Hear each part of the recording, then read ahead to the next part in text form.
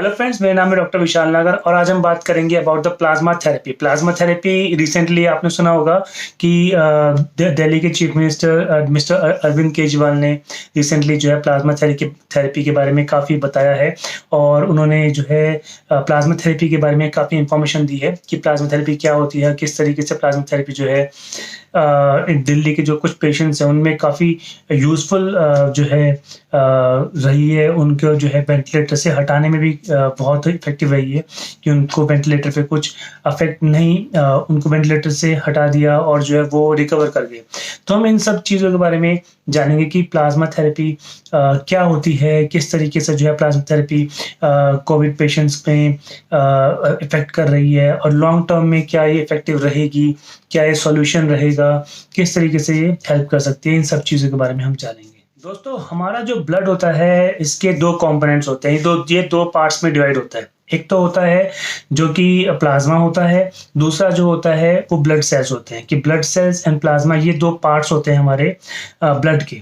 अगर हम जो है प्लाज्मा की बात करें तो प्लाज्मा जो होता है it is the liquid part, जो लिक्विड पार्ट है हमारे ब्लड का, जो सारा हमारे जिसमें वाटर होता है, प्रोटीन होते हैं, मिनरल्स होते हैं और दूसरी चीज़ें होती हैं।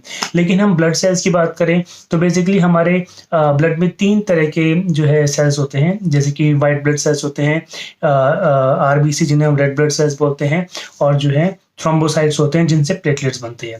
तो इस तरीके से हमारा जो ब्लड होता है 2 पार्ट्स में डिवाइड होता है, प्लाज्मा एंड ब्लड सेल्स, जिसमें डब्ल्यूबीसी, आरबीसी एंड थ्रोम्बोसाइट्स होते हैं। तो इस तरीके से जो है हम अपने ब्लड को डिवाइड कर सकते हैं। अगर हम जो है प्लाज्मा की बात करें, प्लाज्मा में जो बहुत इंपॉर्टेंट पार्ट होता है वो होते हैं प्रोटीन्स। प्रोटीन्स भी 3 तरह के होते हैं। एक प्रोटीन्स होते हैं एल्बुमिन, एक होते हैं ग्लोबुलिन, एक होते हैं फिब्रिनोजेन। एल्बुमिन जो होते हैं ये हमारे प्लाज्मा के अंदर हमारे ब्लड का ऑस्मोटिक प्रेशर बनाते हैं। जो ग्लोबुलिन होते हैं ये एंटीबॉडीज बनाते हैं और फिब्रिनोजेन जो होते हैं ये ब्लड क्लॉटिंग में हेल्प करते हैं। तो अगर हम जो है ग्लोबुलिन्स की बात करें, ग्लोबुलिन्स का प्लाज्मा थेरेपी में मेन रोल होता है। ग्लोबुलिन्स मेन प्रोटीन्स होते हैं जिनका मेन रोल है प्लाज्मा थेरेपी के अंदर। तो जो ग्लोबुलिन्स होते हैं इनको ये एक तरीके से एंटीबॉडी होते हैं और यही जो है आगे जाके प्लाज्मा थेरेपी में हेल्प करते हैं। तो जिनको हम इम्यूनोग्लोबुलिन्स भी बोलते हैं, इम्यूनोग्लोबुलिन्स। अब देखिए ये ग्लोबुलिन्स बनते कहाँ से? हमारे जो व्हाइट ब्लड सेल्स होते हैं, जब भी हमारी बॉडी में कोई वायरस या हमारी बॉडी में कोई बैक्टीरिया अटैक करता है, हमारी बॉडी पे इन्फेक्शन कॉज करता है, तो हमारी डब्ल्यूबीसीज उसके अगेंस्ट लड़ना शुरू कर देते हैं और वो या तो डायरेक्टली सेल को जाके किल कर देते हैं या वो कुछ प्रोटीन्स बनाते हैं जिसको हम बोलते हैं इम्यूनोग्लोबुलिन्स या एंटीबॉडीज बोलते हैं। ये एंटीबॉडीज जो होती हैं ये जाती हैं और वायरस या बैक्टीरिया या जो भी हमारे इन्फेक्शन कॉजिंग एजेंट है उस पर अटैक करती हैं, उसे किल करती हैं। तो हर वायरस के लिए, हर बैक्टीरिया के लिए अलग अलग टाइप का एंटीबॉडी बनती है, अलग अलग टाइप की जो है प्रोटीन्स बनते हैं हर वायरस के लिए। जैसे कि पोलियो है उसके लिए अलग एंटीबॉडी बनेगी हमारी बॉडी में, चिकन पॉक्स है उसके लिए अलग एंटीबॉडी बनेगी हमारी बॉडी में। तो हर बीमारी के लिए अलग अलग टाइप की एंटीबॉडीज होती हैं। तो अगर हम जैसे पोलियो की बात करें, आप लोगों को पता है कि पोलियो की ड्रॉप्स दी जाती हैं बच्चों को। तो पोलियो की ड्रॉप्स क्या होती हैं? पोलियो की ड्रॉप्स हमारी बॉडी में जाकर जो है एंटीबॉडीज बनाती हैं, मतलब वो एंटीबॉडीज बनने के प्रोसेस को शुरू कर देती हैं, जिससे कि हमारी बॉडी पोलियो के वायरस के अगेंस्ट जो है एंटीबॉडी बनाती है। और ऐसा ही होता है इन पेशेंट्स में जो कि कोरोना वायरस से इन्फेक्टेड होते हैं। जो लोग कोरोना वायरस से इन्फेक्टेड हो जाते हैं उनकी बॉडी भी एंटीबॉडीज़ बनाती हैं और जब ये एंटीबॉडीज़ ब्लड में सर्कुलेट होती हैं तो ये कोरोना वायरस को किल करती हैं और उसे ख़त्म करती है, कोरोना वायरस को। अब जो लोग स्वस्थ हैं, जिन लोगों को कोई बीमारी नहीं है, जो लोग स्वस्थ हैं, इम्यूनिटी अच्छी है, वो तो लोग तो रिकवर कर जाते हैं। लेकिन कुछ लोग होते हैं, जैसे कि कुछ लोगों को हाइपरटेंशन होता है, कुछ लोगों को डायबिटीज़ होती है या उनकी इम्यूनिटी वीक होती है किसी भी वजह से, तो वो लोग जल्दी से रिकवर नहीं कर पाते क्योंकि उनकी बॉडी एंटीबॉडी बनाने की जो क्षमता है वो इतनी अच्छी नहीं होती है या दूसरे फैक्टर्स की वजह से वो रिकवर नहीं कर पाते हैं और वो बहुत जल्दी वेंटिलेटर पर चले जाते हैं। तो ये जो प्लाज्मा होता है, मतलब कि हम क्या करते हैं, डॉक्टर्स क्या करते हैं कि ब्लड से प्लाज्मा और सेल्स को, डब्ल्यूबीसी, आरबीसी, प्लेटलेट्स को अलग कर लेते हैं।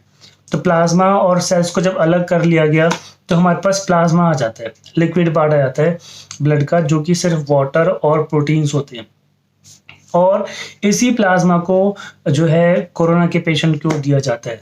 अब वो जो प्लाज्मा है उसमें पहले ही एंटीबॉडीज बनी हुई हैं।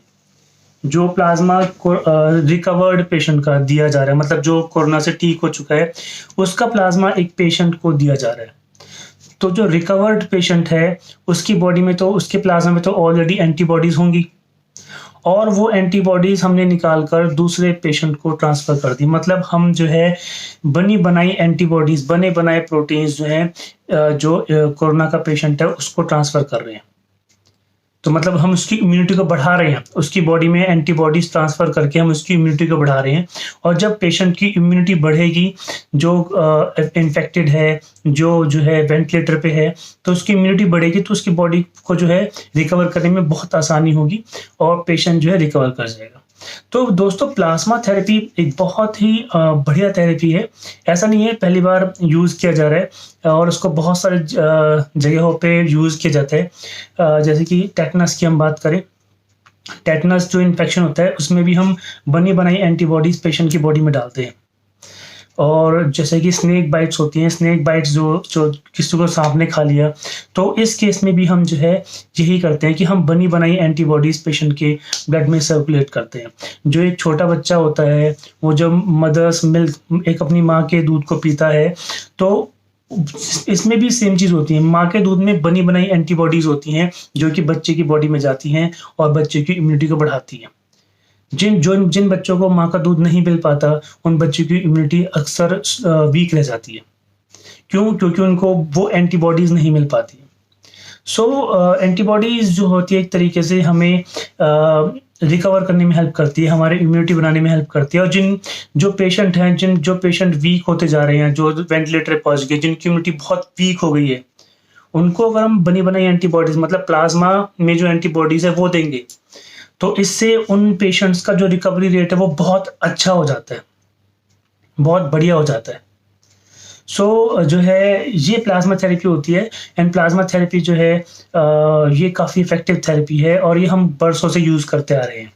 तो दोस्तों, यही सारा होता है रोल प्लाज्मा थेरेपी की, जिसमें कि ब्लड और जो है हमारे प्लाज्मा पार्ट जो होता है उसमें जो एंटीबॉडीज होती हैं वो रोल प्ले करती हैं। So this is all about plasma therapy. Hope है मुझे आपको लोगों को समझ आया होगा। सो दोस्तों, आज जो हमारा जो डिस्कशन था वो सारा प्लाज्मा थेरेपी के ऊपर था। मैं कुछ इसके बारे में बताना चाह रहा था आप लोगों को, किस तरीके से प्लाज्मा थेरेपी काम करती है, क्या होता है। दोस्तों, मेरा नाम डॉक्टर विशाल नागर है, और अगर आप लोगों को कोई भी होम्योपैथिक ट्रीटमेंट या फिर जो है मेडिसिन के बारे में जानना है तो मुझे ज़रूर बताइएगा। मेरे बताए हुए नंबर पर मुझे व्हाट्सअप कीजिएगा या कमेंट में लिख दीजिएगा। मैं आपकी हर तरीके से हेल्प करने को तैयार हूँ। And thank you for watching my